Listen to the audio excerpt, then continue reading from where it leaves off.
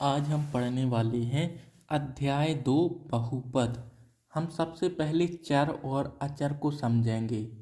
चर संख्या क्या होती है? चर संख्या वो होती है जिसका मान बदलता रहता है।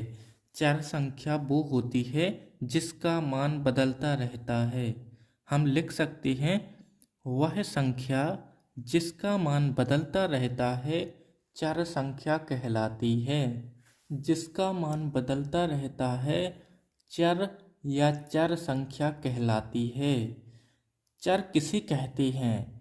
वह संख्या जिसका मान बदलता रहता है चर कहलाते हैं। उदाहरण अगर मैं आपको बताऊं तो इनके उदाहरण है ABCD के सभी अक्षर X Y Z। ABCD के जो अक्षर होते हैं ना वही हैं चर के उदाहरण। अब हम समझेंगे अचर। अचर किसे कहते हैं? वह संख्या जिसका मान कभी बदलता नहीं है अचर कहलाते हैं। वह संख्या जिसका मान बदलता नहीं है अचर कहलाते हैं। दोस्तों, अचर वे संख्याएं होती हैं जिनका मान कभी बदलता नहीं है और चर संख्याएं वे संख्याएं कहलाती हैं जिसका मान बदलता रहता है। जैसे अगर मैं अचर के उदाहरण बताऊं तो गिनती के सभी अक्षर क्या हैं? अचर हैं। जैसे अगर एक लिखा तो एक का मान कभी नहीं बदलेगा क्योंकि एक तो एक ही है। और यहाँ पर दो लिख दूं तो दो ही है। दो को कभी एक नहीं पढ़ सकते और ना ही एक को दो पढ़ सकते हैं। तो एक दो तीन चार डॉट डॉट डॉट गिनती के हमारे जितने अक्षर होते हैं वो सब क्या कहलाते हैं? अचर। और ABCD के जितने अक्षर होते हैं वे कहलाते हैं हमारे चर। इनका मान बदलता रहता है और इनका मान कभी बदलता नहीं है। तो हम कह सकते हैं वह संख्या जिसका मान बदलता रहता है चर कहलाते हैं। अचर के लिए वह संख्या जिसका मान कभी बदलता नहीं अचर कहलाते हैं। आप लोग इस प्रकार से भी समझ सकते हो, यहाँ पर लिखा हुआ है चर। चर का मतलब बदलते रहना या फिर चलना। तो XY का मान बदलता रहता है। और अचर, अचर का मतलब रुकना या फिर बदलना नहीं। तो एक दो तीन ये कभी बदलते नहीं, चर चलता रहता है और अचर रुका हुआ रहता है। चलिए दोस्तों, अब बहुपद के कुछ उदाहरण देखते हैं और बहुपद को समझते हैं। दोस्तों, मैंने यहाँ पर बहुपद के कुछ उदाहरण लिख दिए हैं जिनमें मैं आपको बताऊंगा कि कौन बहुपद है और कौन बहुपद नहीं है, और बहुपद का नाम भी बताऊंगा। यहाँ पर लिखा हुआ है 2x + 3y - 1। क्या ये बहुपद है? इसमें x भी है y भी है और एक संख्या बिना XY की है। क्या ये बहुपद है? तो हम सबसे पहले देखेंगे कि x की घात कितनी है। x की घात कितनी है? 1। y की घात कितनी है? 1। तो ये बहुपद है। हम लिख देंगे बहुपद है। बहुपद है। कौन सा बहुपद है? यहाँ पर क्या है? चर। एक चर दो चर। कौन सा बहुपद है? x हो गया एक चर, y हो गया दूसरा वाला चर। तो हम लिख देंगे द्विचर। द्विचर बहुपद है ये, ठीक है। अब हम दूसरा वाला देखेंगे, हमारा ये बहुपद है या फिर नहीं। यहाँ पर लिखा हुआ है 3x की घात 2 + 2x - 1। हम सबसे पहले देखेंगे कि x के ऊपर कितनी कितनी घातें हैं। यहाँ पर x की घात 2 है, यहाँ पर x की घात 1 है। जो छिपा हुआ रहता है हम इसको कभी लिखते नहीं हैं, x की घात 1 नहीं लिखते।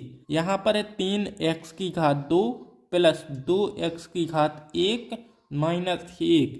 क्या ये बहुपद है? हाँ, ये बहुपद है। हम लिख देंगे बहुपद है। हमारा ये कौन सा बहुपद है? हम अगर एक चर वाला बहुपद है तो इसकी सबसे बड़ी घात देखेंगे। यहाँ पर दो चर था, एक चर दो चर। यहाँ पर कौन सा चर है? एक चर। और यहाँ पर भी वही चर है, एक चर बहुपद है ये। कौन सा? एक चर। हम एक चर बहुपद की सबसे बड़ी वाली घात देखेंगे। क्या है? यहाँ पर है 1, यहाँ पर है 2। हम लिख देंगे द्विघातीय बहुपद। यहाँ पर 2 घात है, द्विघातीय बहुपद। दोस्तों अब हम देखेंगे अगला वाला बहुपद, क्या ये बहुपद है या फिर नहीं। हमने देख लिया ए है हमारा द्विचर, ए है हमारा द्विघातीय बहुपद। क्या ये द्विघातीय बहुपद है या फिर नहीं? तो दोस्तों हम सबसे पहले चर की घात देखेंगे। किसकी घात? चर की घात। यहाँ पर x की घात 2 है, यहाँ पर x की घात 1/2 है। क्या है? 1/2 प्लस 4।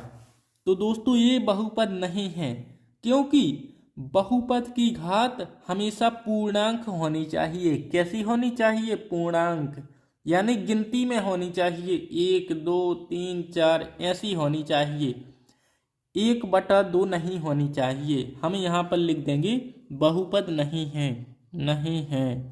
क्यों नहीं है? क्योंकि x की घात 1/2 यानी रूट लगा हुआ है x के ऊपर, तो ये बहुपद नहीं है। दोस्तों आप लोगों ने बहुपद तो समझ लिए, चलिए अब बहुपद के प्रकारों को जानते हैं। बहुपद कितने प्रकार के होते हैं?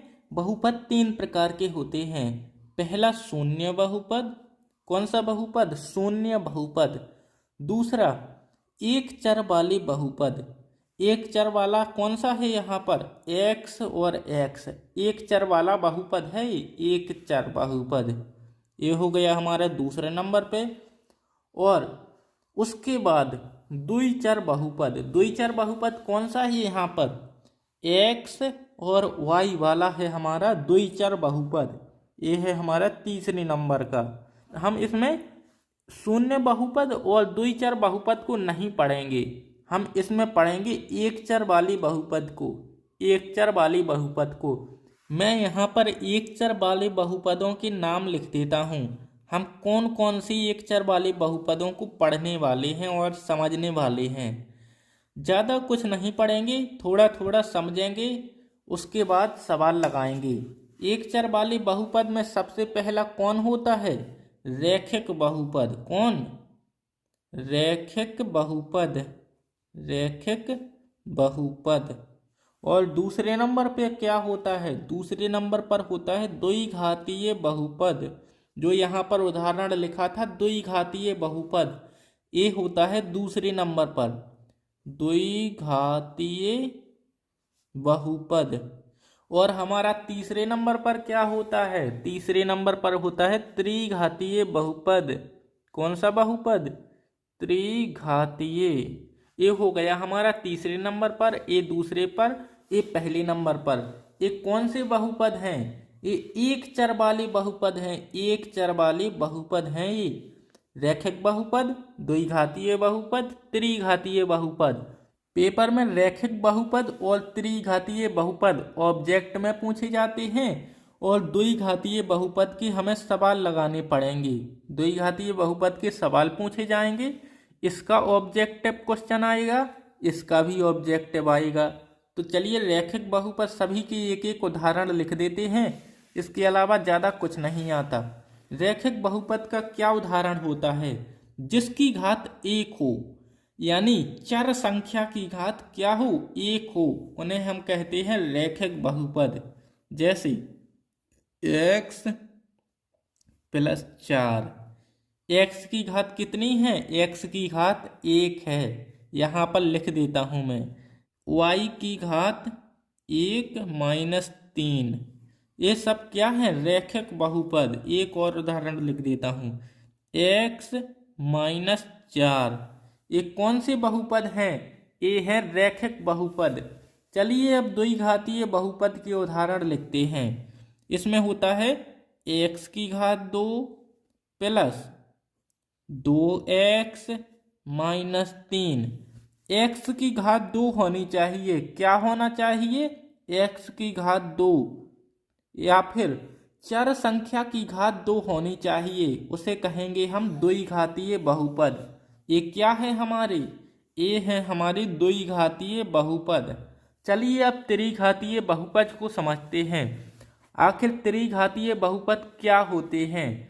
त्रिघातीय बहुपद वे बहुपद होते हैं जिनमें चर की घात 3 होती है या फिर चर की सबसे बड़ी घात 3 होती है। हम यहाँ पर लिख देते हैं x की घात 3 प्लस 2x की घात 2 प्लस x माइनस 5।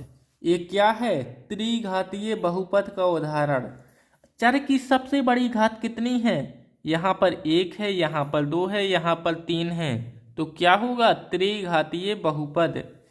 चर है y की घात सबसे बड़ी घात है 3 और इसमें है x की सबसे बड़ी घात है 3। चलिए दोस्तों, इसके व्यापक रूप भी लिख देते हैं। क्या लिख देते हैं? व्यापक रूप। व्यापक रूप किसे कहते हैं? जिसे हम ABCD में दर्शाते हैं, जैसे ax प्लस b। ये क्या है? हमारा रैखिक बहुपद का उदाहरण है, व्यापक रूप है, जहां पर a और b क्या है? a और b है अचर। a और b कभी नहीं बदलेंगे, बस x बदलता रहेगा। क्या बदलता रहेगा? x। इसे कहेंगे हम चर। और दोस्तों, इसका भी व्यापक रूप लिख देते हैं। व्यापक रूप क्या होगा? ax की घात 2 plus b x plus c। ये है हमारा इसका द्विघातीय बहुपद का व्यापक रूप, जहाँ a b c अचर हैं और x है चर। x की घात 2 चर है, x भी चर है, और हम c को कहते हैं स्थिरांक। और इसी प्रकार से इसका भी व्यापक रूप लिख देते हैं। इसका व्यापक रूप क्या होगा? त्रिघातीय बहुपद का a x की घात 3 प्लस b x की घात 2 plus c x plus d। ये है हमारा व्यापक रूप। हमने एक चर वाले बहुपदों को समझ लिया है। चलिए अब इनकी परिभाषा लिख देते हैं। परिभाषा क्या लिखेंगे? एक चर वाले बहुपद में चर की सबसे बड़ी घात बहुपद की घात कहलाती है। क्या कहलाती है? चर की सबसे बड़ी घात। जैसे ABCD x की सबसे बड़ी घात इस बहुपद की सबसे बड़ी घात है। हम यहाँ पर लिख देंगे एक चर वाले बहुपद में चर की सबसे बड़ी घात क्या कहलाती है? बहुपद की घात कहलाती है। एक चर वाले बहुपद में चर की सबसे बड़ी घात बहुपद की घात कहलाती है। जैसे उदाहरण भी मैं आपको लिखकर दिखा देता हूँ। यहाँ पर x की घात 1 है, x की घात 1 प्लस 4। ये कौन सा बहुपद है? ये है रैखिक बहुपद, एक घात वाला बहुपद। क्या लिखेंगे? रैखिक। इसमें है घात 2, x की घात 2 प्लस 2x माइनस 4। कि इसकी सबसे बड़ी घात कितनी है? सबसे बड़ी घात है 2। हम कहेंगे बहुपद की सबसे बड़ी घात 2 है। हम लिखेंगे द्विघातीय बहुपद। त्रिघातीय। इसमें x की घात कितनी है? 3, n बराबर 3। इसमें कितनी है? n बराबर 2। इसमें n बराबर 1। दोस्तों, ये रही बहुपदी की घातें। बहुपद की सबसे बड़ी घात 1, बहुपद की सबसे बड़ी घात इसमें 2 है, इसमें 3 है। चलिए अब समझते हैं हम बहुपद के शून्यक। आखिर बहुपद के शून्यक क्या होते हैं? दोस्तों, अब हम समझेंगे बहुपद के शून्यक। आखिर बहुपद के शून्यक क्या होते हैं, तो हम सबसे पहले समझ लेते हैं, उसके बाद परिभाषा लिखेंगे। जैसे एक बहुपद है। क्या है? एक बहुपद। बहुपद को हम इस प्रकार से लिखेंगे px बराबर x माइनस 3। ये है हमारा बहुपद। ये क्या है? बहुपद। कौन सा बहुपद है? रैखिक बहुपद। इसकी घात 1 है, x की घात 1 है, तो कौन सा बहुपद होगा? रैखिक बहुपद। अब हम इसका शून्यक निकाल कर दिखाएंगे। हम सबसे पहले लिखेंगे x माइनस 3, बहुपद को लिखेंगे, बराबर में 0 करेंगे, x बराबर 3। ये क्या है हमारा बहुपद का शून्यक। हम कह सकते हैं जिस मान के लिए बहुपद शून्य हो जाए या फिर चर का वह मान जिस मान के लिए बहुपद शून्य हो जाए उसे बहुपद का क्या कहेंगे, शून्यक।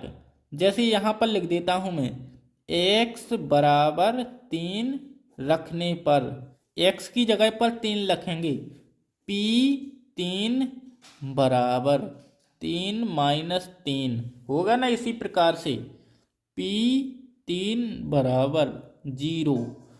तो चर का वह मान जिस मान के लिए बहुपद शून्य हो जाए उसे हम बहुपद का शून्यक कहते हैं। क्या कहते हैं, बहुपद का शून्यक। चलिए एक उदाहरण और देखते हैं। यहाँ पर px बराबर 2x माइनस 4।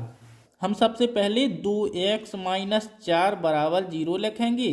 2x बराबर 4, x बराबर 4/2, यानी x बराबर 2 का भाग 4 में लगाएंगे, कितना बचेगा 2। इसमें हम कितना रखेंगे, x बराबर 2। तो यही है हमारा बहुपद का शून्यक। और हम इसकी जांच भी कर लेते हैं। यहाँ पर लिखूंगा मैं, x बराबर 2 रखने पर हम लिखेंगे p 2 बराबर 2 गुणे 2 माइनस 4। दोस्तों इसको हम हल करेंगे। अगर हमारा यहाँ पर 0 आया तो इस बहुपद का शून्य क्या होगा, 2 होगा। 2 p 2 बराबर 2 का 2 में गुणा करेंगे, 4 माइनस 4। p 2 बराबर क्या आएगा, 4 में से 4 जाएगा 0। हमारे बहुपद का शून्य क्या होगा, 2। x की जगह पर 2 रखने से हमारा बहुपद शून्य हो जाता है। इसीलिए x बराबर 2 को हम बहुपद का शून्यक कहेंगे। चलिए अब बहुपद के शून्यक की परिभाषा लिखते हैं। हम क्या लिखेंगे, बहुपद के चर का वह मान, बहुपद के चर का वह मान जिसके लिए बहुपद शून्य हो जाता है, जिसके लिए बहुपद शून्य हो जाता है। बहुपद के चर का वह मान जिसके लिए बहुपद शून्य हो जाता है उसे हम बहुपद का शून्यक कहते हैं। उसे हम बहुपद का शून्यक कहते हैं। दोस्तों हमने बहुपद के शून्यक को समझ लिया है, उसकी परिभाषा भी मैंने यहाँ पर लिख दी है। बहुपद के चर का वह मान, बहुपद के चर का वह मान, आप लोग यहाँ पर देखिए, बहुपद के चर का वह मान, यहाँ पर मैंने चर का मान कितना रखा, 3। बहुपद हमारा x माइनस 3। बहुपद के चर का वह मान जिसके लिए बहुपद 0 हो जाए, जिसके लिए बहुपद शून्य हो जाए, उसे हम क्या कहेंगे, बहुपद का शून्यक। शून्यक इसका कितना है, 3। शून्यक बराबर 3। चलिए दोस्तों अब मिलते हैं अगली वीडियो में। उसमें मैं आपको सवाल लगाकर दिखाऊंगा, मोस्ट इम्पोर्टेंट सवाल। मैंने अध्याय 1 और अध्याय 8 के मोस्ट इम्पोर्टेंट प्रश्न बता दिए हैं। अगर आपने नहीं देखे तो लिंक डिस्क्रिप्शन में मिल जाएगा, जाकर देख लीजिए। चलिए अब मिलते हैं नेक्स्ट वीडियो में। आप लोग वीडियो को लाइक करके चैनल को सब्सक्राइब कीजिए।